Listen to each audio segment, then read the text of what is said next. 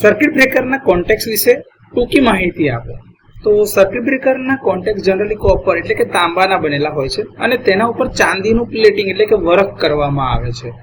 તે સામાન્ય લોડ કરંટનું વહન કરે છે અને ખાસ કરીને ફોલ્ટની કન્ડિશનમાં સર્કિટને મેક અથવા તો બ્રેક કરવા માટે જ રચાયેલા હોય છે.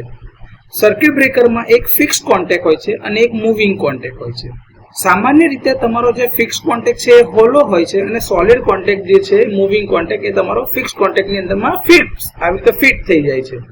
હવે જ્યારે સર્કિટને બ્રેક કરવી પડે છે ફોલ્ટી કન્ડિશનના કેસમાં ત્યારે મૂવિંગ કોન્ટેક્ટ ઓપરેટિંગ મિકેનિઝમની મદદથી ફિક્સ કોન્ટેક્ટમાંથી બહાર આવે છે. જ્યારે કોન્ટેક્ટ આવી રીતે અલગ થાય છે ત્યારે કોન્ટેક્ટની વચ્ચે એટલે જે તમારા મૂવિંગ અને આ તમારો ફિક્સ કોન્ટેક્ટ છે એની વચ્ચે આર્ક પેદા થાય છે, આર્ક ઉત્પન્ન થાય છે. તો સર્કિટ બ્રેકરના કોન્ટેક્ટ વિશેની આ થોડી બેસિક માહિતી છે જે તમને પરીક્ષામાં જો પૂછવામાં આવે તો તમે આરામથી લખી શકો.